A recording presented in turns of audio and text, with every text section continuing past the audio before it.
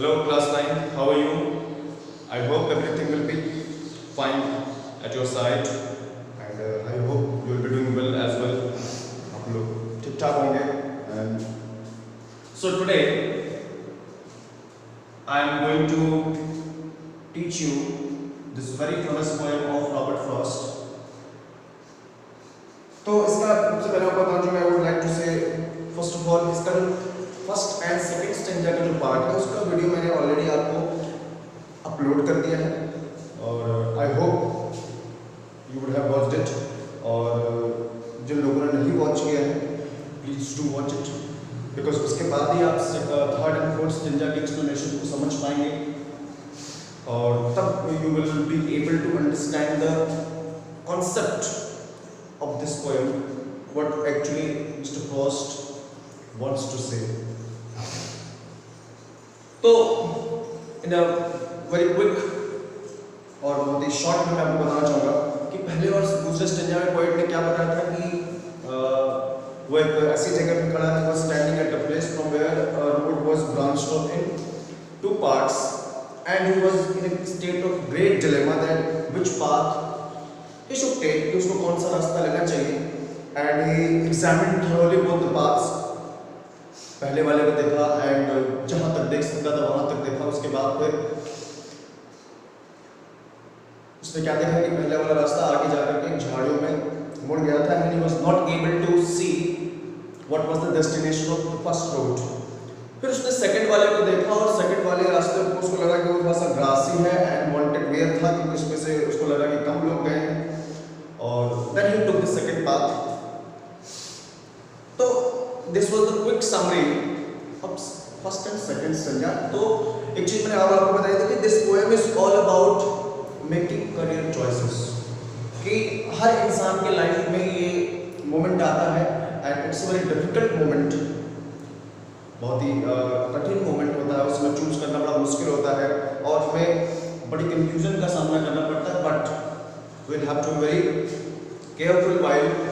Choosing our career path जो हमारा career का पाथ जो जर्नी है उसमें हमें जल्दबाजी नहीं करनी चाहिए of course there will be lot of confusion at that point of time but you have to be very careful and sincere because that decision is very very important because your entire future is totally depend upon that decision so अब हम यहाँ पर आज third and fourth stanza का explanation करेंगे और सबसे पहली बात मैं आपको बताऊंगा before watching this video please अपनी जो आपके पास आपकी जो बुक है बी हेल्प की उसको लेकर के बैठें और लाइन बाय लाइन उसको समझें इसके एक्सप्लेनेशन को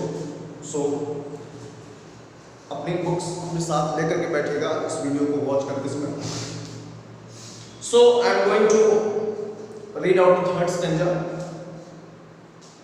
कि पोएट ने सेकंड वाले रास्ते को क्या कर लिया था चूज कर लिया था उसको लगा कि that path is quite suitable for him उसको लगा कि इसमें उसका बेटर क्लेम भी है और वो इसमें अच्छा कर सकता है अपने लाइफ में तो उसने फिर क्या कहा तो ध्यान दीजिएगा third stanza and both that morning equally lay in leaves no step had trodden black oh I kept the first for another day yet knowing how will leads on to way I doubted I should ever come back. Students, please be very careful. मैं बार बता रहा हूँ हर stanza की एक एक line का बहुत मतलब है. It contains a very deep explanation. बहुत ही डीप बात यहाँ पर मिस्टर फ्रॉस्ट बताना चाहते हैं. तो पहले यहाँ पर वो बताना क्या चाह रहे हैं कि he is telling about roads. कि roads के बारे में उस दिन की बात बता रहे हैं कि on that day when you were standing at that place जहाँ से कि वो डाइवर्जन हुआ था तो क्या देखा कि and both that morning equally lay मतलब कि दोनों जो roads थी both roads were equally covered with leaves equally lay मतलब यहाँ पर हम कह सकते हैं covered with किस चीज से leaves से पत्तियां गिरी हुई थी पेड़ों के उस पर और दोनों ही क्या थी इक्वली यहाँ पर मतलब फेयरली बराबर उसके हिसाब से according to the there was no difference both the roads were equally covered with leaves मतलब दोनों ही रोड्स जो है किस चीज से ढकी हुई थी? पत्तियों से ढकी हुई थी और फेयरली, बराबर। Poet could not find any difference over there on that morning, उस दिन। इन अच्छा एक चीज उसने और क्या एग्जामिन किया in second line, in leaves no step had trodden black। क्या है पोएट यहाँ पर कि और ऐसा लग रहा था डेट पॉइंट उस दिन कि no step had trodden black, मतलब यहाँ पर leaves were not crushed by, मतलब कि जो पत्तियां थी leaves were not crushed because of the passing of people, मतलब वहां पर मतलब कि उस दिन उस मॉर्निंग अभी उस पर से कोई गुजरा नहीं था, कोई गया नहीं था, क्योंकि सारी पत्तियां क्या थी? नो लीव्स वर क्रस्ड, कोई पत्तियां कुचली नहीं थी। आपको देखा था जब आप किसी चीज के ऊपर से चल के जब स्टेप्स के चलने से क्या होता है? पत्तियां क्रस्ड हो जाती है, कुचल जाती है, इसकी वजह से क्या होती है? वो काली पड़ जाती है। लेकिन ऑन दैट डे पोएट को ऐसा कुछ नहीं दिखाई दिया। उसके मतलब ओवरऑल इसके कहने का मतलब यह था कि नोबडी हैज पास्ड या travelled on both the roads, मतलब उस पे से दिन किसी ने ट्रैवल नहीं किया था और उसको कैसे उसने जाना? How did he know about that? Because no leaves were crushed, है ना, because of the steps of passers by. किसी भी पासर्स बाय जो गुजरने वाले राहगीर, उनके गुजरने से जो पत्तियां कुचल के काली पड़ जाती है, ऐसे कोई भी वहां पर उसको ट्रेस नहीं दिखाई दिया। Both were equally covered with leaves, और कोई पत्ती कुचली हुई नहीं थी। और बिकॉज ऑफ दिस हम ये कह सकते हैं, यही बात कॉस्ट भी कह रहे हैं कि जिसकी वजह से क्या हुआ कि उसने कंक्लूड किया कि उस दिन उस पर से कोई गुजरा नहीं था, कोई गया नहीं था उस पर से। In leaves no step had trodden black, क्योंकि कह रहा है कि किसी भी पत्ती में कोई उसको कोई भी पत्ती क्रश नहीं दिखाई दी, कुचली भी नहीं दिखाई दी। अगर कुचली होती तो क्या होता? तब पता लगता है कि उसमें से जरूर कोई गया है, लेकिन leaves were not crossed at all. अब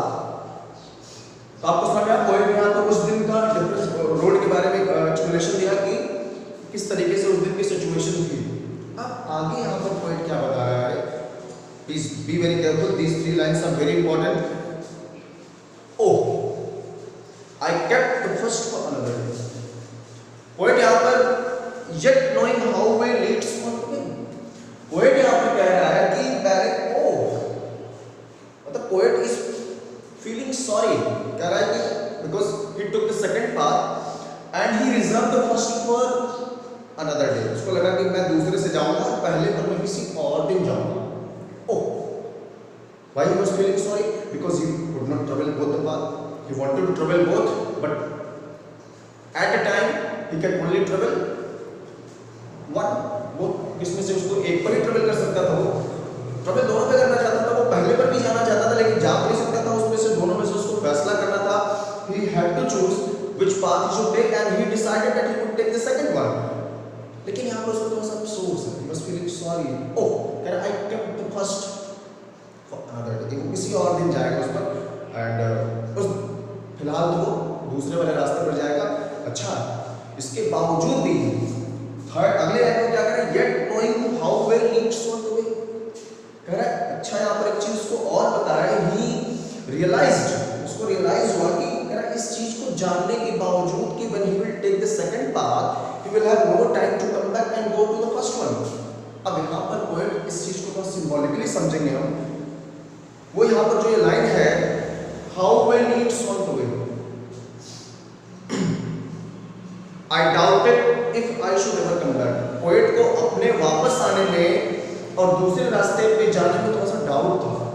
क्यों डाउट था उसको? ये बात उसने सेकंड सेकंड लास्ट उसमें उसने एक्सप्लेन किया कि येट नोइंग, जो पोएट को ये बात पता थी, just for his own consolation, अपने एक तरीके से कह सकते हैं अपने मन की शांति के लिए उसने कह दिया कि आई kept the first for another day, yet knowing how way leads on two way. कह रहा है इंस्टेड ऑफ नोइंग, कह रहा है उसको पता था, उसको ये बात पता थी कि वो पहले रोड पर दोबारा उसको मौका नहीं मिलेगा, he will not get the chance to come back and take the first one. क्यों? अब यहाँ पर थोड़ा सा ध्यान दीजिए, क्योंकि लाइफ में जो डिसीजंस होते हैं, जो decisions are totally unpredictable. After taking decision what will be the consequences you have no idea. आपको पता नहीं होता कि क्या होगा आगे, कैसे कॉन्सिक्वेंसेस आएंगे। क्योंकि आप एक बार जो जीवन में जो फैसला कर लेते हैं and your that decision make you bound, that decision makes you bound to take another decision. एक फैसला आपको दूसरा फैसला लेने में मजबूर कर देगा, फिर तीसरा, ऐसे ही आप फंसते चले जाएंगे and you will be completely surrounded by your मतलब कि इफेक्ट ऑफ योर डिसीजंस। जो आपके डिसीजंस की वजह से जो परिणाम आएगा उसमें उलझ जाएंगे और उसके बाद फिर आपको मौका नहीं मिलेगा कि आप दोबारा से वापस आएंगे और फिर आप नई जगह से शुरुआत करेंगे। You will have no time to turn and start from very beginning. यही बात यहाँ पर पोएट बताना चाहते हैं कि उसको, जैसे कि एक मैं आपको बहुत छोटा सा एग्जांपल दे रहा हूँ, एक बड़ी अच्छी बात कही गई है इंग्लिश में, once a lawyer always a lawyer. जीवन में अगर आपने एक बार झूठ बोल दिया तो फिर आपको हमेशा झूठ बोलना पड़ेगा, because your one lie will always leads you will lead you to take tell another lie that will another, उसको छुपाने के लिए आपको दूसरा झूठ बोलना पड़ेगा, फिर तीसरा झूठ बोलना पड़ेगा, ऐसे ही फिर आप once a liar always a liar। Exactly like that, once you take decision in your life, that decision insists you, compels you to take another decision, and that decision will insist you to take another decision, another, a chain will start, एक चैन बन जाएगा और आप उसी में उलझते चले जाएंगे। यही बात बता रहा है कि yet knowing how way leads on to way, कि कैसे एक रास्ता आपको, जैसे आप किसी रास्ते पर चल पड़ते हैं तो उस रास्ता आगे किसी और रास्ते से जुड़ता है, फिर किसी और रास्ते से जुड़ता चला जाता है। There will be a chain of paths exactly in your career path similarly happens। ऐसा ही वहाँ पर भी होता है, जब आप एक डिसीजन ले लेंगे उसके बाद वो डिसीजन आपको दूसरा डिसीजन लेने के लिए मजबूर करेगा, कंपेल करेगा, फिर तीसरा, ऐसे ही फिर आप उलझते चले जाएंगे, आपको दोबारा से मौका नहीं मिलेगा। सो यही बात यहाँ पर mister Frost wants to make us realize कि be very careful, because once you take decision you cannot retreat, आप वापस नहीं आ सकते, आप वापस से आपको दोबारा से जीरो से शुरुआत करने का मौका नहीं मिलेगा, बिकॉज आपका वो फैसला आपके आगे और बहुत सारे फैसले लेने पर आपको क्या करेगा, बाउंड कर देगा और फिर आप उसमें उलझते चले जाएंगे। सो दैट इज व्हाई उन्होंने कहा यहाँ पर yet knowing how way leads on to way, कह रहा है उसको पता है कि एक बार वो इस रोड पर चल पड़ेगा, जब अपनी इस करियर जर्नी को शुरू करेगा तो उसके पास वापस आके दोबारा से शुरू करने का मौका नहीं, लेकिन फिर भी as a human being for the consolation of his mind and heart उसने कहा कि oh I kept the first one that, कि मैं किसी और दिन आऊंगा, I doubted if I should ever come back. Poet को अपने वापस आने में डाउट है, क्योंकि उसको एक बात अच्छे से पता है कि ही कैन नॉट कम, वो उसी चीज में क्या हो जाएगा, वो उलझ जाएगा पूरी तरीके से, बिल्कुल टोटली तरीके से इंटेंजेंट, वो उसी में उलझा रहेगा और उसको वापसी का मौका नहीं मिलेगा। यही बात मिस्टर फ्रॉस्ट बताना चाहते हैं कि once your future is completely depend upon your present, आपका जो फ्यूचर है, आपके जो फ्यूचर में जो भी आपको कॉन्सिक्वेंसेस फेस करने पड़ेंगे, उस कॉन्सिक्वेंसेस का जो टोटल कॉज बनेगा वो क्या बनेगा, आपका प्रेजेंट का डिसीजन बनेगा। आप अपने लाइफ में जो भी करियर चुनेंगे वो आपकी जिम्मेदारी है, बी वेरी केयरफुल, क्योंकि वही एक डिसीजन आपके फ्यूचर को डिसाइड करेगा, it will shape your future. If you take right decision, अच्छा आपको पता भी नहीं रहेगा कि आगे क्या होने वाला है, यू जस्ट अपने एक्सपीरियंसेस से, अपने अनुभव से, इनसाइट से आप सोच समझ के फैसला लीजिए। Your decision should not be influenced by anyone. Discuss with your seniors, उनसे डिस्कस कीजिए, उसके बाद एक सही फैसला लीजिए, because that sole decision will totally shape your future। वही आपका एक जो डिसीजन है वही आपके फ्यूचर को क्या करेगा, शेप करेगा, बेहतर करेगा। If you take that decision, your future will be happier, और अगर आप गलत फैसला लेंगे तो your future will not be happier and you will repent throughout your life। आपको पूरी जिंदगी पछताना पड़ेगा, आप बहुत झेल जाएंगे, बहुत समस्याएं आएंगी, and that is why that's what mister Frost wants us to realise the important moment of that important moment, वो जो इम्पोर्टेंट मोमेंट होता है हमारी लाइफ का, जहाँ से हमें फैसला लेना पड़ता है, डिसीजन लेना पड़ता है अपने करियर के बारे में, उसी की ग्रेविटी को ही actually wants to realise the gravity of that moment, कि उस मोमेंट की ग्रेविटी क्या होती है, कितना इंपॉर्टेंट है। उसको हम ऑर्डिनरी तरीके से नहीं ट्रीट कर सकते कि जल्दीबाजी में हमारी you to decision, but like that be very very careful, that's the poet wants to make us realise, हमें वो बताना चाहता है, रियलाइज करवाना चाहता है। सो आई होप ये यहाँ पर जो आपका ये फोर्थ लाइन है इसको आपको ध्यान दीजिएगा, knowing how well leads on to में कभी कभी इसको एक्सप्लेन करने के लिए आता है, तो इसमें आप ये बताएंगे कि our decision once you take a decision, that decision will compel you to take another decision and this chain will go on। इसी तरीके से मतलब आपका एक फैसला आपके और सारे फैसलों को क्या करेगा, लेने को मजबूर कर देगा, फिर आप उसी में पूरी तरीके से क्या कर जाएंगे, सराउंडेड जाएंगे, उसी में आप उलझ जाएंगे। अब द लास्ट वन कह रहा है कि जब आप फैसला ले लेंगे, तो यहाँ पर पोएट को मालूम था कि वो दोबारा से शुरुआत नहीं कर सकता, ही can not start from very beginning. उसने केवल अपने मन की शांति के लिए, अपनी कंसोलेशन के लिए कह दिया कि हाँ मैं आऊंगा किसी दिन। डाउट है उसको, लास्ट लाइन में कह रहा है आई doubted if I should never come back, अरे मुझे इस बात का डाउट है कि मैं कभी वापस आ पाऊंगा कि नहीं आ पाऊंगा। एंड ही नो, क्योंकि उसको एक बात पता था कि एक बार जब मैं चल पड़ूंगा तो फिर मुझे वापस नहीं आना है, फिर मैं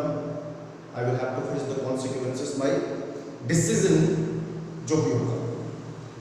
तो आपको तो फेस करना पड़ेगा। You will have to bear that consequences any how,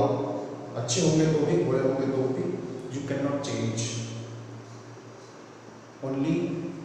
तो यहाँ पर एक बहुत अच्छी बात मैं बोलना चाहूँगा कि you can not change the consequences,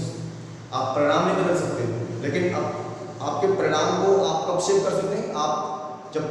decisions के through. You can change the consequences of future by taking right choice in your life. यही एक मौका है आपको अपने कॉन्सिक्वेंसेस को डिसाइड करने का, क्योंकि जब आप डिसीजन ले लेंगे उसके बाद फिर आप, you can not change the consequences, you will have to face it, then you can not come back and change it. Entire future, आपका पूरा जो फ्यूचर है उसमें आपके साथ क्या होने वाला है, you will have to face adversity और you will have to face prosperity. This entire consequence depends upon your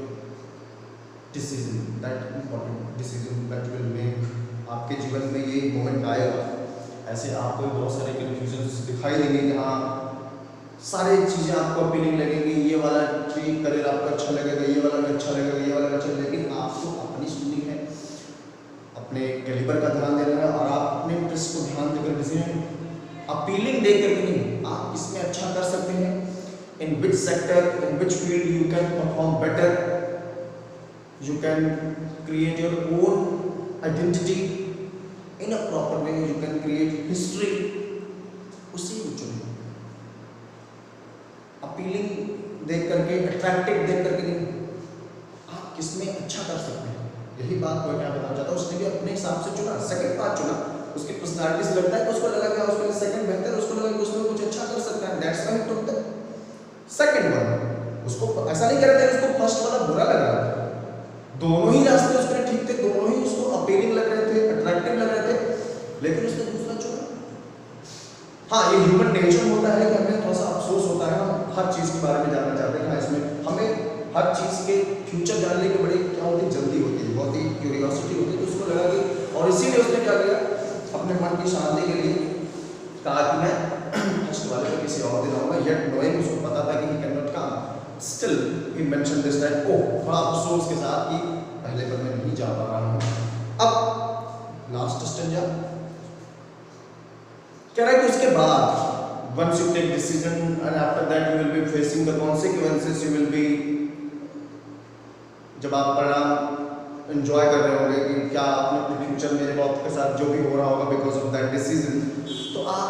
आगे लोगों को बताएंगे। कह रहा है अगर फ्यूचर में लोगों को बताऊंगा फिर अपने इस घटना के बारे में, अपने इस मोमेंट के बारे में, I shall be telling this with side somewhere edges hence two roads diverged in a wood and I took one less traveled by and that has made all the difference। poet यहाँ पर कह रहा है कि फिर वो आगे चल के he will be telling this to the आगे जो जनरेशंस के लोग होंगे जहाँ पे उसको लोगों को बताएगा, telling this with the side, थोड़ा सा कह रहा है यहाँ पर अफसोस के साथ बताएगा विथ, मैं आपको थोड़ा सा बताना चाहूँगा, कॉन्फ्लिक्टिंग है फिलहाल यहाँ पे। साई का मतलब ये है कि रिग्रेट और सॉरो, तो थोड़ा सा दुख के साथ, सॉरो के साथ बताएगा। लेकिन यहाँ पर पोएट को इस बात का दुख नहीं, वो इसके थ्रू बहुत चीजें बताना चाहते हैं। पहली चीज वही बताना चाहते हैं, पोएट तो अपनी लाइफ में अच्छा कर गया, रॉबर्ट फ्रॉस्ट बहुत फेमस हो गए, लेकिन वो एक तरीके से through this he wants to convey a very important message कि आपके साथ भी ऐसा होगा व्हेन यू टेक डिसीजन, और उसके बाद लेटर ऑन फ्यूचर में आप लोगों को बताएंगे लाइक पोएट, और थोड़ा सा रिग्रेट के साथ, क्योंकि ये ह्यूमन टेंडेंसी है, हमें जो मिलता है उसमें खुश नहीं होते, हमें लगता है कि हम उसमें करते हैं तो कुछ और अच्छा करते हैं। तो पोएट यहाँ पे कह रहा है कि I shall be telling this with sigh with regret, थोड़ा सा कह रहा है कि मैं रिग्रेट के साथ लोगों को बताऊंगा, with the feeling of grief, sorrow and regret. क्या बताऊंगा कि समवेयर एजेस एंड एजेस है उसकी, उसने वही बहुत पहले हो गया था, उसने वो एक ऐसी जगह पे था, एक ऐसे मोमेंट में था जहाँ से उसने क्या किया, एजेस एंड एजेस, बहुत लंबे समय पहले की बात मतलब बताएगा लोगों को कि मैंने बहुत समय पहले क्या किया, एजेस एंड एजेस मतलब a period of long time. Hence, two roads जो was diverged in a road, क्या कि जंगल में दो रास्ते बटे थे, और उसमें से मैंने क्या किया, I took one less traveled by। Poet ने आकर कौन सा चुना, जिसमें से कम लोग गए थे, he took the one which was not frequented by many people, जिसमें से कि बहुत ज़्यादा लोग नहीं गए थे, उसने उस रास्ते को चुना। And the last line of this poem, and that has made all the differences। इसमें दो तीन लाइन बहुत इंपॉर्टेंट लिखे उन्होंने, and very touching and very meaningful as well, and that has made all the differences। So poet will be telling this in future to other one कि उसने क्या किया, बहुत पहले he was standing at a place from where two roads were diverged, sorry a road was diverged in two parts, और उसमें उसने क्या किया, he took the second one which was less traveled by people, जिसमें से कम लोग गए थे, and because of that that has made the all the differences। यहाँ पर all the differences का मतलब whatever the consequences, whatever the result he has, he was facing in the future। मतलब एक तरीके से वो बता रहा है कि जो भी आज वो है, टेलिंग विद साई का मतलब अब जो भी उसने डिसीजन लिया, उस डिसीजन की वजह से अब जो भी वो एंजॉय कर रहा है, because he was enjoying or he was regretting, जो भी वो कर रहा है, लेकिन कह रहा है कि मैं लोगों को बताऊंगा फ्यूचर में, मतलब कि अब वो लोगों को ये बताएगा, जब वो यहाँ पर भी सोचते हुए बता रहा है कि जब वो चलेगा, चलने के बाद जब वो उसके बाद जब वो फ्यूचर में कॉन्सिक्वेंसेस को एंजॉय करेगा या अपने डिसीजन पर पछताएगा, जो भी होगा, वेदर ही विल रिपेंट और whether he will regret, he will tell it, वो लोगों को बताएगा कि मैंने भी क्या, मैंने बहुत पहले क्या किया था, एक जंगल में दो रास्ते, एक जगह से रास्ते दो हिस्सों में बढ़ गए थे, और मैंने एक रोड चुना, और जिसने मेरी लाइफ में क्या किया, पूरा डिफरेंसेस लाया, बदलाव आया। बदलाव का मतलब यहाँ पर जो भी आउटकम वो फेस कर रहा है, जो भी रिजल्ट वो फेस कर रहा है, उसके लाइफ में जो कुछ भी हुआ, the entire changes that will come into his life और came into his life because of that particular decision that he took when he was standing at a place from where the road was branched off in two directions, and he took the one which was less traveled by the people। तो यही वो, अब इसको symbolically समझे, वही बताना चाहता है कि उसने अपने लाइफ में एक ऐसे करियर को चुना जिसमें कि बहुत कम लोग उस करियर को चुनते हैं, और उसकी वजह से उसके लाइफ में जो भी चेंजेस आए, जो भी परिणाम आए, किस वजह से आए, because of that particular decision that he took very long time back. तो उसने बहुत पहले एक डिसीजन लिया, और उस डिसीजन की ही वजह से आज जो भी उसके लाइफ में चेंजेस हैं, जो भी वो एंजॉय कर रहा है, सफ़र कर रहा है, जो भी है, वो क्या कर रहा है, वो because of that particular decision, उसी परिणाम की वजह से। एंड स्टूडेंट्स, ये हमारे साथ भी होगा, आपके साथ भी होगा कि आपके लाइफ में ये मोमेंट आना ही है। You can not avoid yourself from this moment. Very soon this time is going to come in your life, बहुत जल्दी आपके लाइफ में सिचुएशन आएगी, और वहाँ पर यही बात तो, और वहाँ पर आपको फैसला लेना पड़ेगा। You will have to make decision। आप ऐसा नहीं कि इससे बच सकते हैं, एक समय आएगा जब आपको अपने करियर चॉइस को पिक करना पड़ेगा। उस समय आपके सामने तो बहुत सारे करियर चॉइसेस होंगे, लॉन्ग लिस्ट, ये जब ये करियर चॉइस, ये करियर चॉइस, बहुत सारे रास्ते होंगे आपके सामने और उसमें से आपको क्या करना पड़ेगा। सब आपको अच्छे भी लगेंगे, लेकिन आपके सामने फाउंडेशन क्या है, उसमें से केवल आपको एक पिक करना है,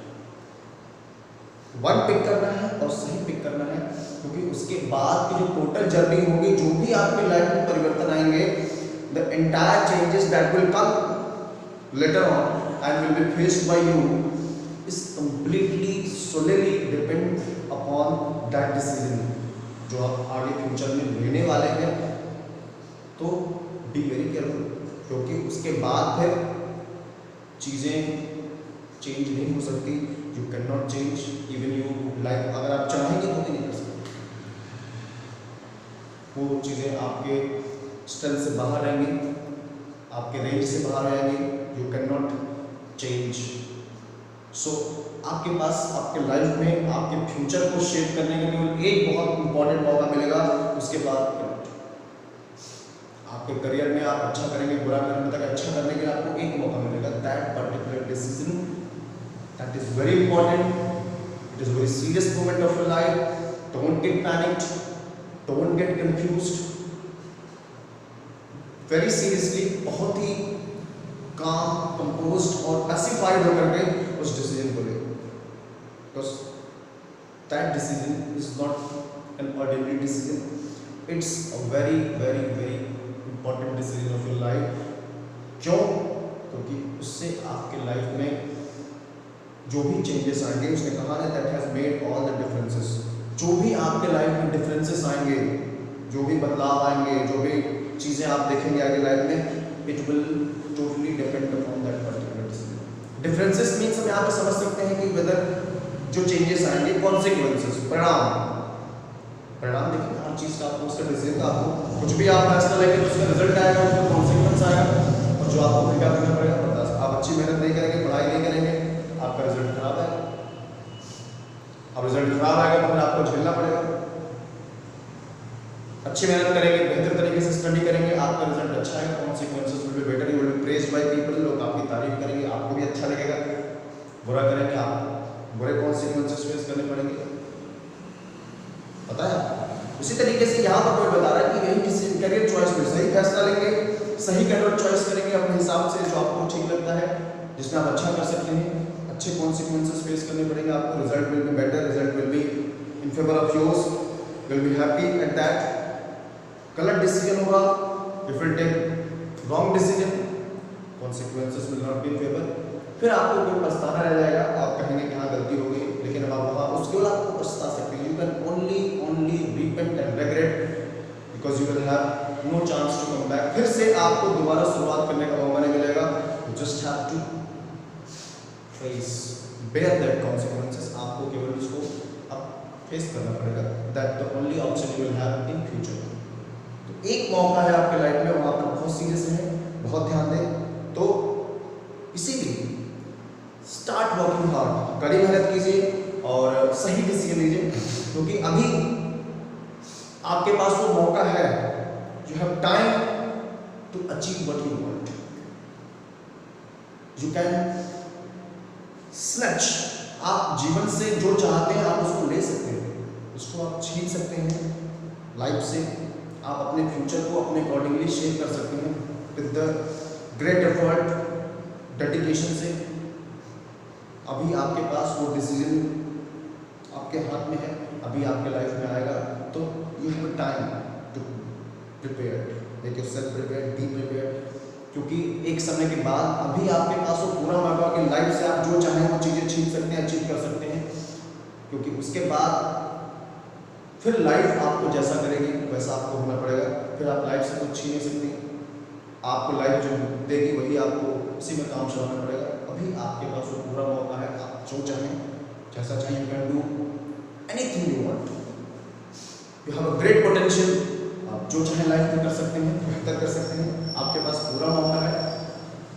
क्योंकि एक समय के बाद अभी हम जैसा जो करना चाहते हैं कर सकते हैं, क्योंकि एक समय के बाद फिर आप बाउंडेड हो जाएंगे, फिर जो आपसे करवाया जाएगा आपको वही करना पड़ेगा। You are independent, totally free soul, you are totally liberated, आप लिबरेट है भी सो, लेकिन ये लिबरेशन ये फ्रीडम लिमिटेड है, it is limited till that decision, जब तक आप वो डिसीजन नहीं ले रहे हैं। उस डिसीजन के बाद आपकी फ्रीडम जो है, आपका वो जो चेंजेस आएगा आपके फ्यूचर में, उस डिसीजन के अकॉर्डिंगली फिर लेना हो जाएगा। Then you can not undo the things, आप चीज़ों को फिर से दोबारा से बदल नहीं सकते।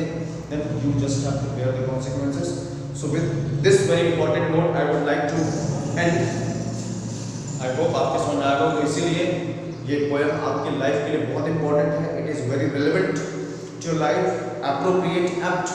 आपके जीवन के लिए पोएम बहुत उपयोगी है। And it is also one of my favourite poem. और मैं हमेशा कहता हूँ कि अपने लाइफ में इस डिसीजन के लिए अभी से start preparing yourself from this moment,